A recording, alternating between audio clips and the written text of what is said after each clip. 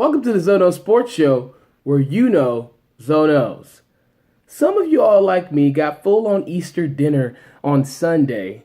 However, didn't you also get full on some NBA playoff basketball? Yeah, first round just started. We all want to see who's going to come out and hoop, who's going to come out ready for the postseason. The Wiz looked good beating the Hawks. Did you watch that game on Sunday? I did. Mama got the ham ready. Mama got the dressing ready. And I sat back and watched John Wall have 32 points on 50% shooting. He looks like a guy who's ready to be considered a bona fide star on the same level as LeBron James. As I've said on numerous occasions, John Wall is in a zone. They call themselves Death Row DC. Who made up that nickname? Markieff Morris, based on the rap label back in the day with Suge Knight and Dr. Dre, Snoop Doggy Dogg, Tupac Shakur. I could go on and on and on. And if you think about it, I mean, the way this team plays, they're very physical. They try to intimidate you like they did for Death Row. Paul Millsap actually complained after the game and said they were playing more so MMA-style basketball. Well, Paul Millsap, maybe, sir, you should get a little tougher and stop complaining, because when you were playing with Utah with Carlos Boozer, Darren Williams, you were a different guy. You were a guy who was young, who would bang a little bit because you were trying to get in the league. Now you got a little WD-40 that needs to be on your bones. So you're concerned about how tough a game is. How about you ball up and stand up and get ready to face a team that's going to beat you up the whole series, Paul Millsap, if you want to get the Hawks to the second round? Because I'll tell you this, Dennis Schroeder can't do it on his own. I mean, he's a good point guard. He shot 50%, but he's not a star player the caliber of you, Paul Millsap. There's a reason you're an all-star. So play like one. Also, I told you last Thursday, the Greek Freak, I told you that the Bucks will probably beat the Raptors. This is a likely upset. I've said it before. The 6 seed could upset the 3 up there in Toronto. They the North, but isn't it a coincidence that, Antetokounmpo goes off immediately? First game, game 1, too big for Toronto is what these guys are. Thon maker, you throw people like that at them, and then you have Giannis Antetokounmpo doing it on the defensive and offensive end. It's a problem for them. He shot 72%. You can't stop a man like that. That's why they call him the Greek Freak. That's why they call him that. I think Kyle Lowry has something mentally that goes on, psychologically that goes on when he gets into the postseason, because he seems to struggle early in first rounds. We all know that. That's not something new that Zoe's giving you. We all know that he struggled in the first round. He needs to call Big Sean and try and bounce back.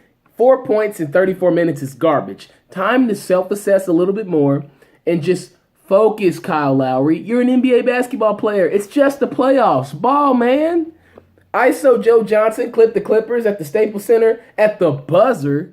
Now, Steve Ballmer, I'm going to tell you this, sir. It's time to break that team up and move on to something else. The days of Blake Griffin and CP3 and DeAndre Jordan and JJ Redick, I could go on and on. Those days are getting old and tired. These guys just look like a showcase team that plays good all year, has plenty of highlights. They're on SC top 10, but then they get to the playoffs and they can't do diddly squat. So my thing that I want to call out to Steve Ballmer about is, not my thing, but my suggestion, get rid of the guys that you have, start over, because these guys have proven year after year after year that they can't win no chip. So it's time to move some things around, shuffle the cards. Get it done, Steve Ballmer. Talk to your management. Tell them to make some moves, because the way the Clippers look, they're going to be the showcase Clippers who can't get it done in the postseason. That's what they'll be known as. They'll be known as Blake Griffin highlights and DeAndre Jordan missed free throws and a couple of CP3 dimes and State Farm commercials. So I don't know what's going to happen with this Clippers team. I think they will beat the Jazz, but ISO Joe and Gordon Hayward and those boys, they can ball a little bit and they may take it. I don't know, but I do think the Clippers will win this game. But they're going to have a tough first round. I think this could be the toughest first round game for the Clippers, with them both having an equal record. The Grizz are down 0-2 to the Spurs. David Fizdale, head coach of the Grizz, he's complaining last night about fouls and that Kawhi Leonard shot more free throws than their entire team. Don't complain, David Fizdale. You were with Miami. You're a champion. Just coach. There must be something down there in the beach in Miami that you and LeBron must have picked up when you went to your new respective places. Stop complaining and just coach. The Grizz get busted every year by the Spurs in the playoffs. That's no secret. Change the culture. If you don't like the skin you're in, change it. Period, point blank. Now, the Warriors, of course, they cuffed the Blazers. They played around with them 88-88 going into the fourth. Then they end up winning 121-109. Chef Draymond did his thing. Draymond's going to be a key for them. He gives up so much offense to Kevin Durant. We all know that. So what does he do? He locks down defensively, chirps that mouth. People are worried about his trash talk. I like it, Draymond. Run that mouth. If you can back the smack up, then go ahead, do your thug thizzle. Do your thing. Now, Rockets, they took off. Take off. What they say, Migos, take off on Westbrook and OKC. Is the beard really the real MVP?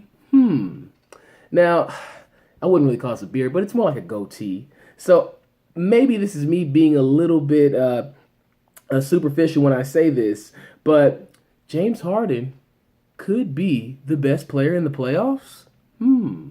But that being said, I mean, they can't do it alone, the Rockets. They got Pat Bev locked down D for Russ.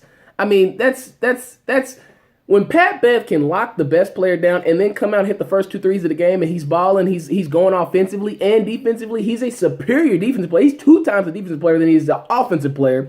So Pat Bev, he's a guy that I think will really solidify this Rockets team in this playoff hunt. Because if he can play like that defensively against Golden State and he can lock up the best player and he can shoot as well and give you a hot 15 or a hot 16, I really think that the Rockets could find themselves in the NBA Finals playing maybe the Cavaliers or the Wizards. OKC's got to do a better job with help D. We saw the shake and shimmy on Enes Kanter the other night.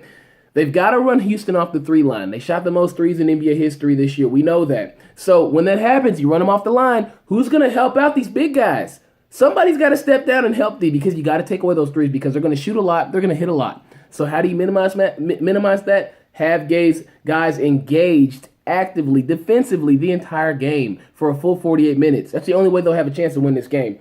Celtics lose to the Bulls game 1. Now, yeah, they lost, but that wasn't the biggest story of this game. The story was Isaiah Thomas mourning the immediate loss of his sister, China Thomas, who was 22, died in a one-vehicle car accident over the weekend, Saturday morning, and he went out Sunday and made a valiant effort to play in that game. He scored 33. They lost that game, but just watching him pregame cry a little bit, I think it really speaks to the value of sports and the relationship. You see Avery Bradley, who's also from Tacoma, Washington, come over and console Isaiah Thomas. It was a somber moment, but I think it just encapsulates the essence of what sports is. I think that sports is togetherness, sports is unification, sports is something that it helps people get through those tough times. So Isaiah Thomas, for him to come out there and put up that type of effort, I think that it really just shows the type of player that he really is, and I really wish him the best of luck in the rest of his career, and so sorry to his family.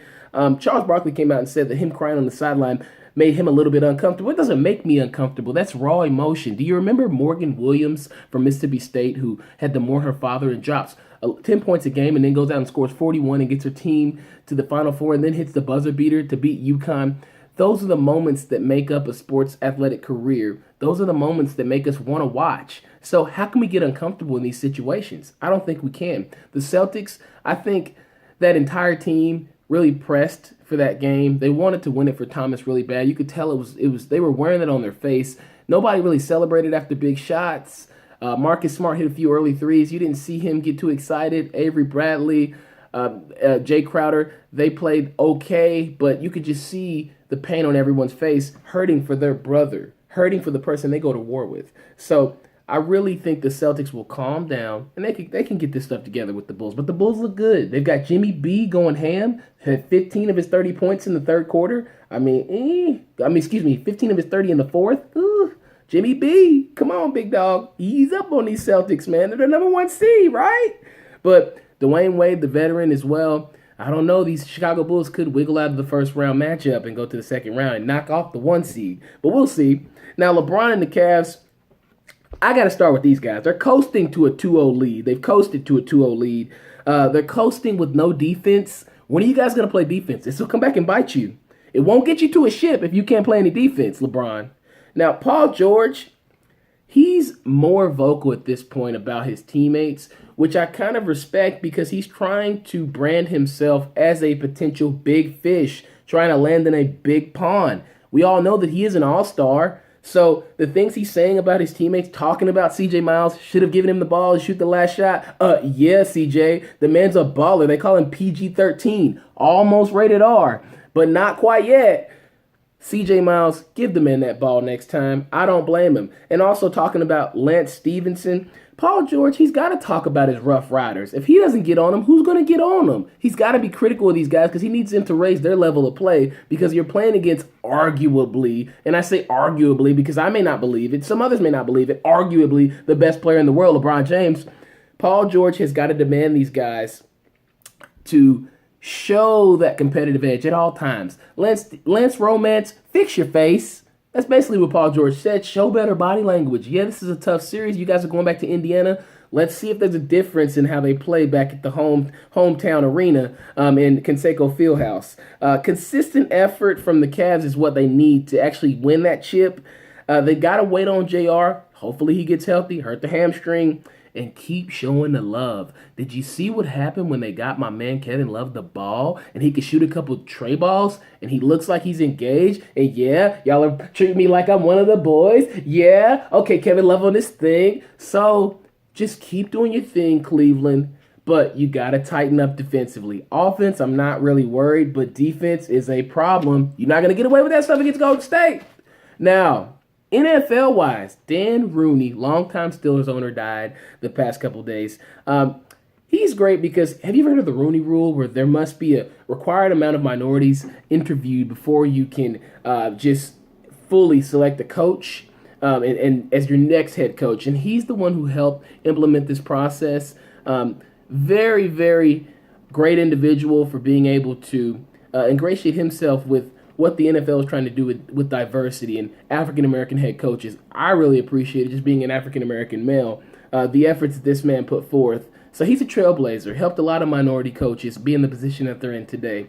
Pacman Jones, what's up with you, bro? Goes off on a reporter in a locker room interview, basically saying that's the last interview they get for the year. Okay, Pacman, you've been in enough trouble for making it rain. Why not just chill and just say next question or no comment, and then just not answer any more of that guy's questions for the rest of the year? I mean, come on now, Pac-Man. Be better. Be better than that, man. You've been in enough trouble, bro, and you're getting old. Calm down. Simmer down a little bit, Pac-Man. Just shake the dreads off and just cool it. Ray Rice will be a part of the social responsibility presentation for the NFL at the Rookie Symposium. So I think this is a great opportunity for him amidst everything he's been through.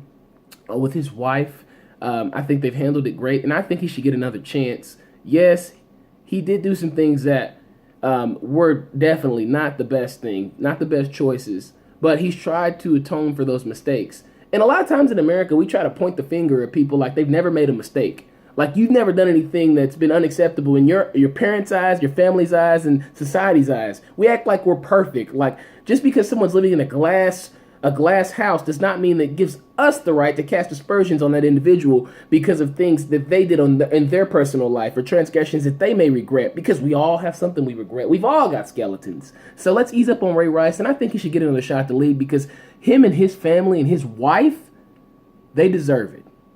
Now, next show, catching me on Zono Sports, because you know I'll have the juice for you. I'll talk to you all Thursday, and the show schedule may be switching up here soon. We may go to one show because we see things calming down a little bit, and maybe we got to open the juice back up once it gets closer to football season, but just stay tuned. I'll let you guys know. But as of now, I'll see you Thursday. Thank you for watching the Zono Sports Show, where you know Zonos.